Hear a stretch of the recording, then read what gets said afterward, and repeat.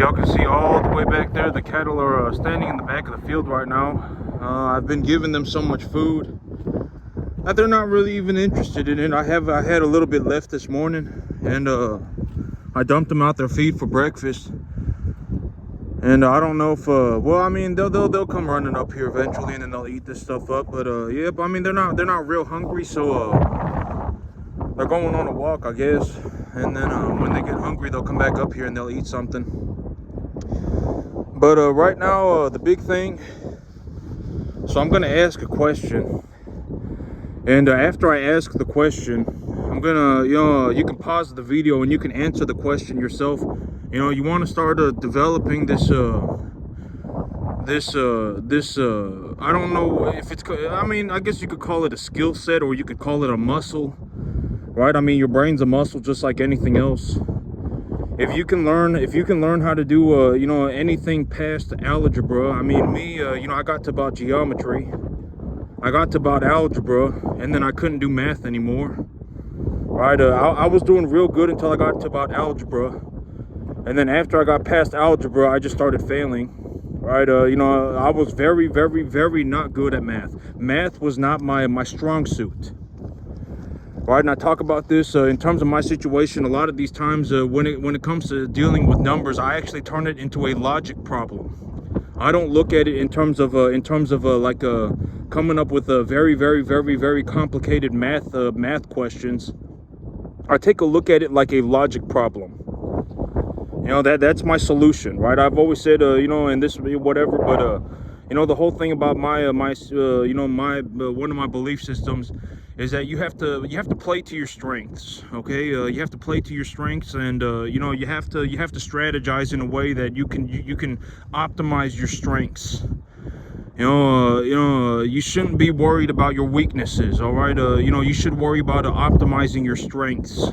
If I'm very good at logic, then I'm going to utilize my logic capacity to deal with things like how much fertilizer am I going to put on my grass.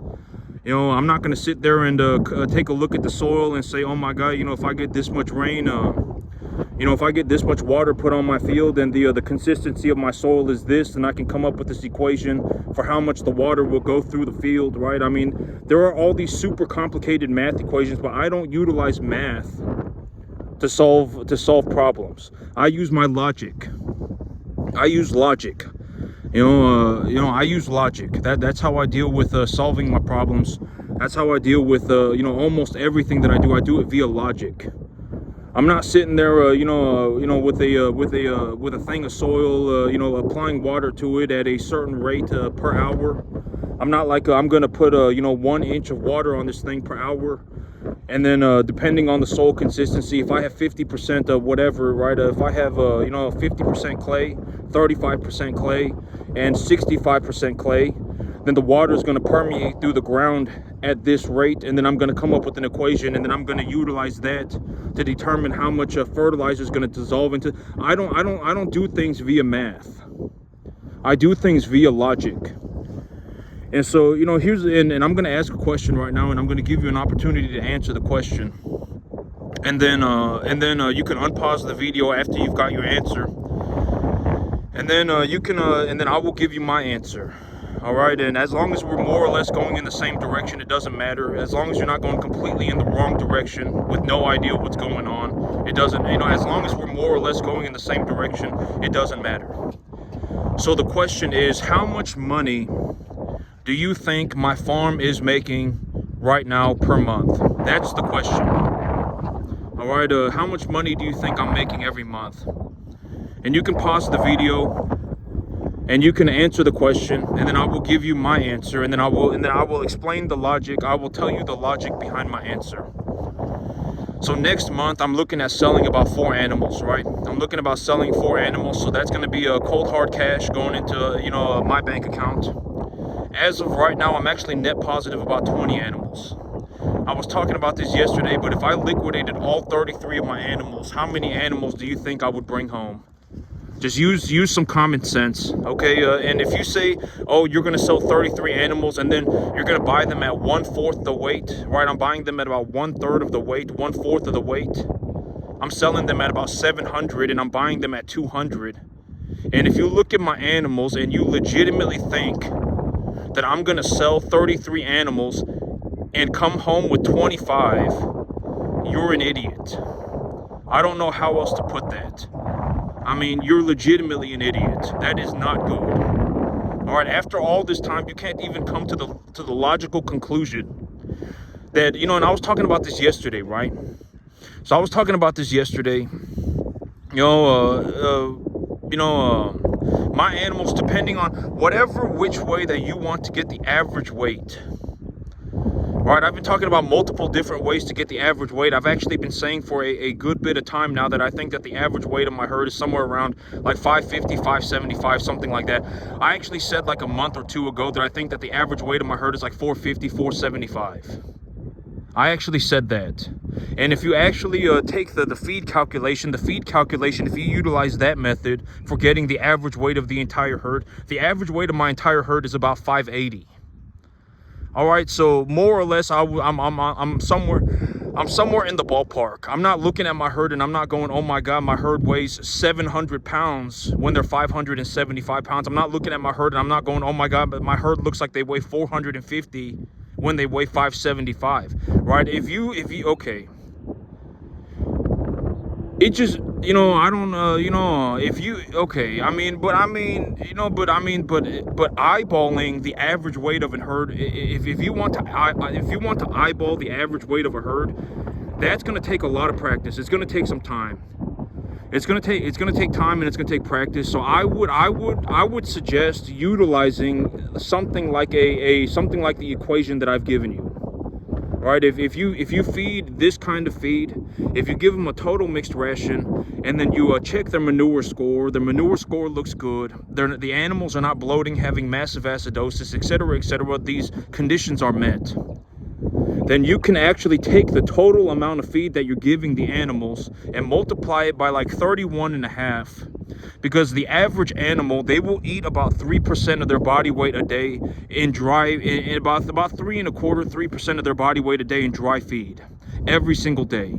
All right, and if you're using grain, you're talking about a 5, 6, 7% moisture. So take the entirety of the feed that you're feeding your animals, multiply it by 31.5, and then divide it by the number of animals that you have, and that is about the average weight of your animal.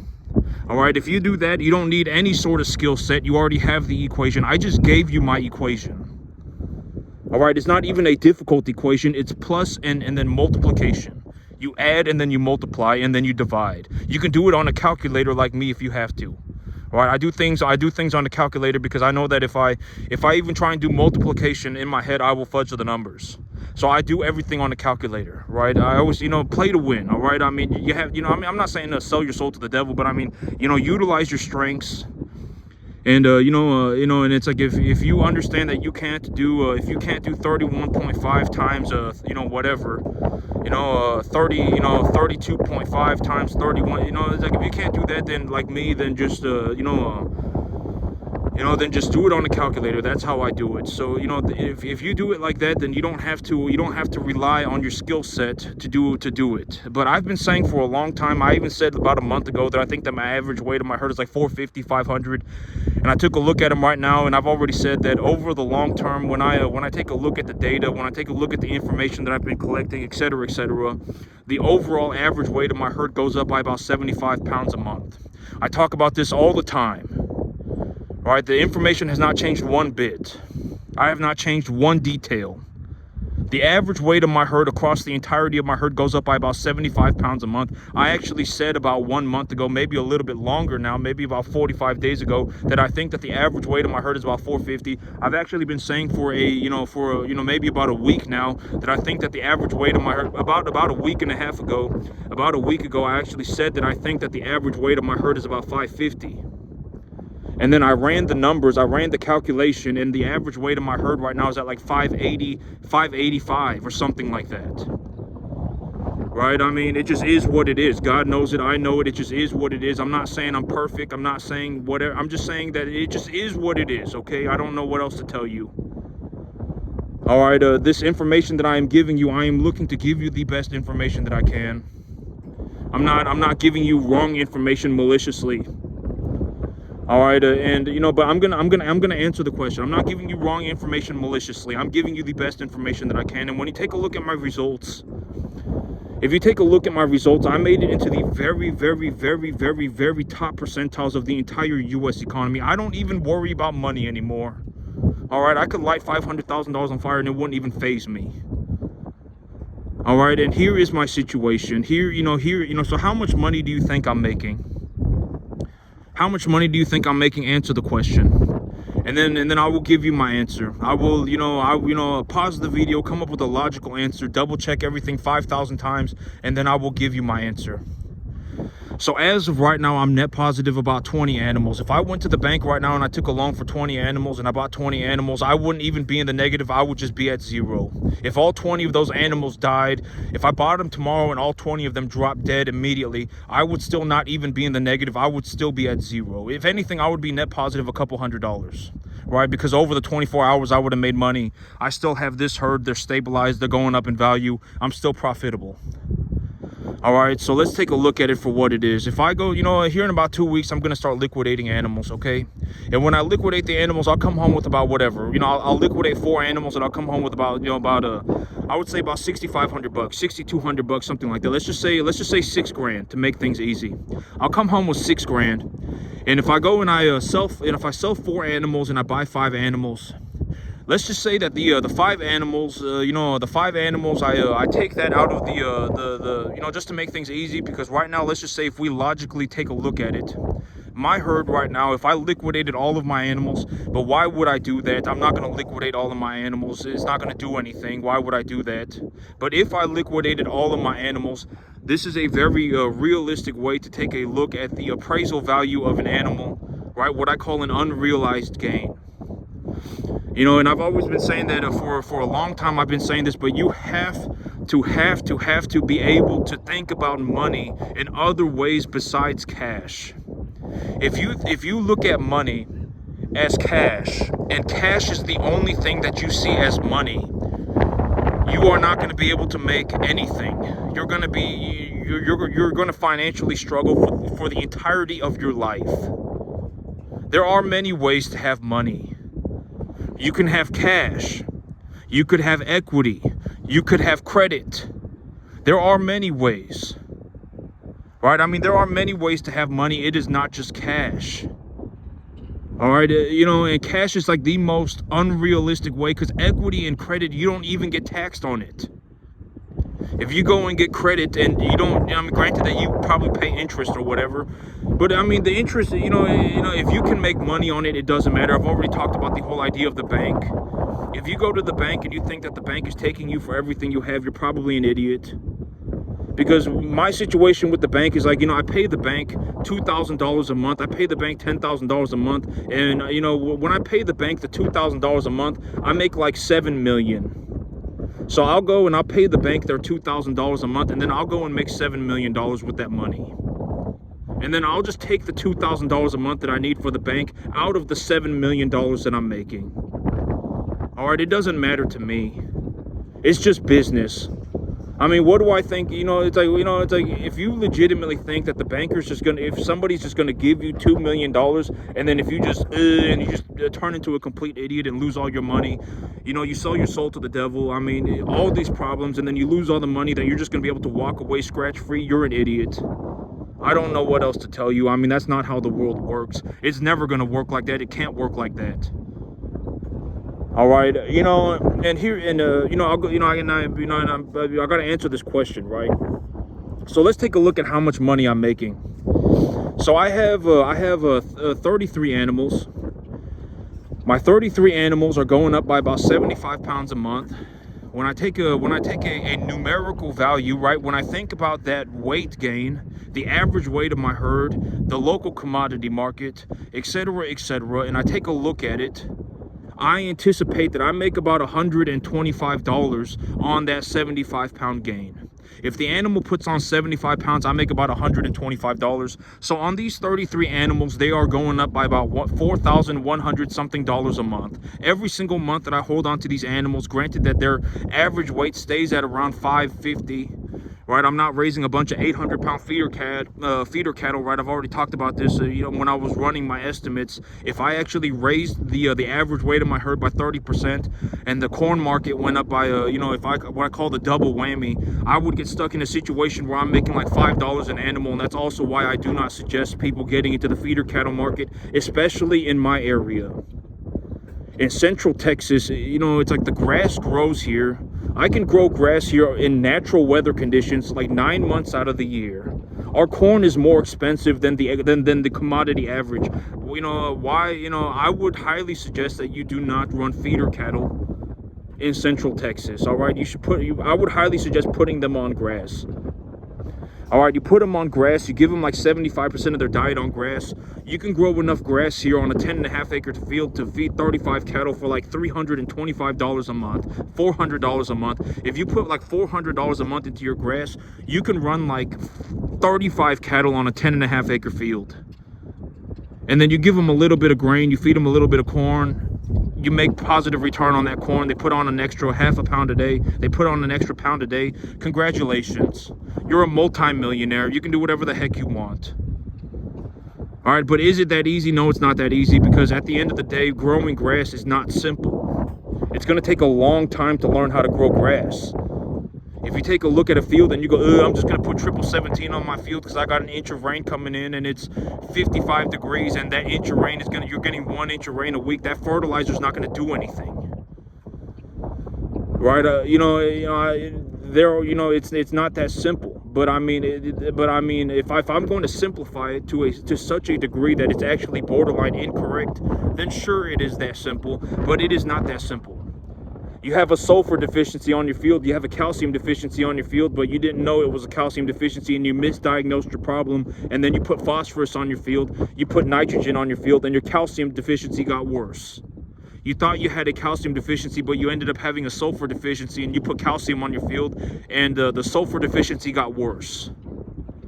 Now you're in a situation where your grass is not growing at all. If anything, your biomass is accumulating at a negative rate.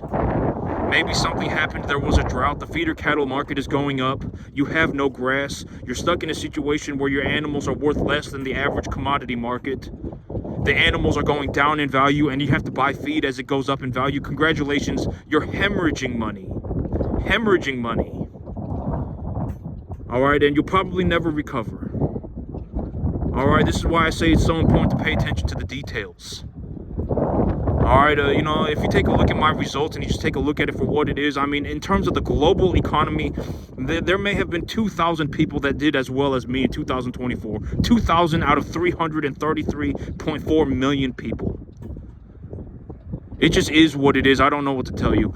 And let's take a look at how much money, and I've been saying that my farm produces about an average of about $15,000 a month, right? This farm produces an average of about 15, in terms of just straight cash, but let's take a look at the numbers, because I didn't even run the numbers. I was going to run the numbers with Josh. I just came up with the question. So let's think about it, okay? So, next month, right now, the current state of my herd is that I have about 20 animals of net positive equity. If I sold all 53 of my animals, or if I sold all 33 of my animals right now, I could buy 53 animals. But why would I do that? That's a horrible idea. A lot of my animals are still profitable, and they'll still be profitable for about another 3 or 4 months. They'll produce a substantial positive return, and the animals have been stabilized. They're a very, very, very, very minimal risk investment, and they're producing me a positive return. So, and I estimate that the return on my animals is about $125 per animal. How did I come up with that estimate? The average weight of my herd is going up by about 75 pounds a month. The average weight of my animals is about 575. And I anticipate that if I put on 75 pounds per animal per month, then I will make about $125 per animal. That's how I came up with the estimate, okay? So, so my average, so the herd is going up by about $4,000 a month, by about let's just say $4,000 to make things easy. They're going up by about $4,000 a month. I'm already net positive. I'm already net positive 20 animals. So I go to the sell barn right now and I sell 4 calves and I buy 5 calves. So I have 20 animals of net positive equity. I subtract 5 from that. I'm still sitting on 15 animals of net equity positive, and I just brought home $6,000 cash.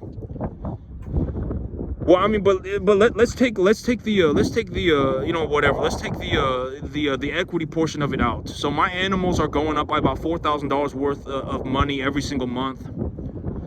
I just brought home a $6,000 check. You know, but I mean, if you take a look at the entirety of the sum, I mean, you know, I mean, we're talking about, like if I, but this is the thing, it's like, why would I sit on a boatload of cash? There's no reason for me to sit around with $75,000 or $100,000 cash. It's not going to do anything, right? This is something that I've been talking about all the time. I mean, you know, you have to realize that there are other ways to make money other than cash.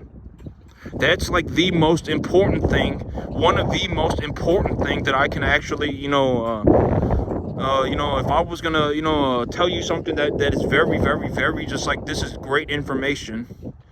There are other ways to make money other than cash. You shouldn't be looking at a situation where the only way you see to make money is cash. Because if you're stuck in that situation, you know, you're effectively going to be struggling financially forever.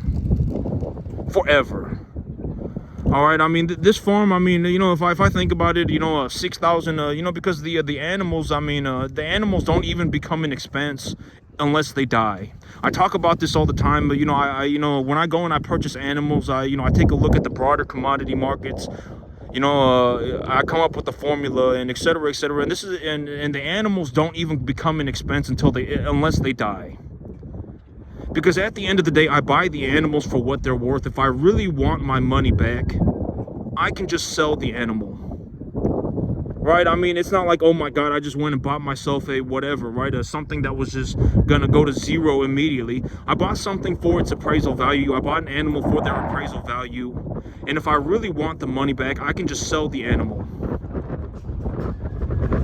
And so right now, as of today, if we add whatever, 6,000 plus 4,100, you know, 6,000 plus 4,000, you know, this farm makes about $10,000 a month. I make about $10,000 a month right now. You know, and but here's the thing, is that I'm actually stuck in a situation right now where I cannot grow my farm at its maximum capacity. If I was legitimately going to go and grow my farm at its maximum capacity while not putting myself at maximum risk, I'm not putting myself at maximum risk. I'm not going to go and throw a bunch of money at it and hope that it works. I'm not going on some journey. I'm not going to Disneyland. I'm just gonna push my business forward at its maximum capacity while keeping risk at a very, very, very minimum. Then I would go to the bank tomorrow and I would take a loan for 20 more animals. That would immediately increase the size of my herd to 53 animals. I would just be at zero. I would not even be in the negative. If I decided that I wanted to, if I decided that after I brought home the 20 animals, all 20 animals died, and then I decided that I wanted to give up on my business, I could still walk away from this thing with $0. I wouldn't even be in the negative. I wouldn't have any money left over, but I wouldn't be in the negative. I would just walk away from the thing with $0. All right, that's my current situation. So if I were going to grow my business at its maximum capacity while also keeping risk at a reasonable level, I would go to the bank tomorrow and take a loan to buy 20 more animals, and then I would go and buy 20 more animals immediately. So that would put me at 53 animals. 53 animals going up in value at $125 a month is whatever, right? I don't know how much that is, right? I mean, what's 53, multiply 53 times 125. So that is the unrealized gain, net equity position positive of my herd every single month. Granted that I run 53 animals, I take a look at how much feed they're eating, how much am I paying for the feed, etc., what's it costing, how much money is going into the thing and how much money is coming out of it, etc., etc. Granted that I keep track of those numbers and they're in the net positive, then I'm good to go. All right, and so, if I do 53 times 125, that's just the unrealized gain. And I've already been saying that I'm actually looking at liquidating about 4 to 8 animals every single month. So, it's like if I have 53 animals, let's say I take maximum risk and I lose 20% of the 20 that I brought in. I now have 16 animals. I brought in 20 and I ended up with 16. So I add the 16 to my 33. That gives me 49 animals. I liquidate 4 animals, so I have 49 animals, and I liquidate 4 of them. I bring home 6,000 cash, and I have 45 animals. Those 45 animals over the next month, while I precondition the 16 animals that I have left, are going to go up in value by about whatever. What's 45 times 125? By about, let's just say, another 6,500. So I have 6,000 cash, and I also have an unrealized gain of about $6,000 in my animals. So the next month, I would have to purchase $12,000 worth of animals just to be at zero. All right, and if you take a look at my situation, I mean, my 10.5 acre field produces like somewhere on the average, if I run 40 animals, I would say that on the average, I make about $12,000 a month, $15,000 a month, something like that. I'm drastically in the net positive, okay? I don't, it just is what it is. I'm not saying that to brag. I'm not saying to boast. I'm just saying it is what it is. The numbers are what they are, and money talks. All right, I'm looking at liquidating animals next week. My herd is already in the net positive about 20 animals. All right, it just is what it is. I mean, and the big idea is to get an understanding that money is not just cash. Cash is not the only way to make money. That's the big idea. And if I'm bringing home, let's say I bring home $12,000 a month.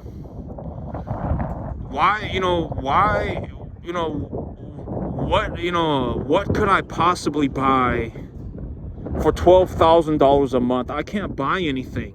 For 12, there's no reason for me to sit around with $100,000 cash in my bank account every 5 months. There's no reason to do that. If anything, I want to grow the size of my herd. I want to grow my investment. I want to grow the amount of land that I'm utilizing. I want to grow my real estate portfolio. I want to grow my cattle herd. I don't want to sit around every 5 months with $100,000 cash in my bank account. It's not going to do anything.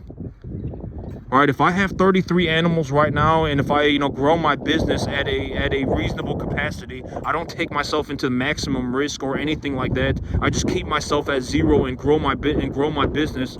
Within about 5 months, I would need something like 100, 120, 150 cattle, and I wouldn't even be in the negative. If I wanted to walk away from the business, I could walk away from the business with a couple $1,000s. I mean, but why would I do that? The business makes me a boatload of money. Right? If I stopped running cattle, I would hemorrhage money. This business makes me a boatload of money. I don't even know how to I don't even it's somewhere in the 7 figures. It produces me a net positive cash flow of well, in terms of the equity, in terms of, net positive cash flow, maybe a $6,000-7,000 a month. And then I also have a net positive equity position of about equal that amount as well. All right, I mean, this business, even right now when things are not going that good, I'm still making like $12,000 a month on it. I take my $2,000 of expenses out of my $12,000, I'm still making $10,000. And I'm not even doing that good right now. I mean, it just is what it is. I mean, the numbers are, the money talks. I mean, it just is what it is, right? I mean, I don't know how else to put that. And but that's it for me today, YouTube. Y'all have a good one.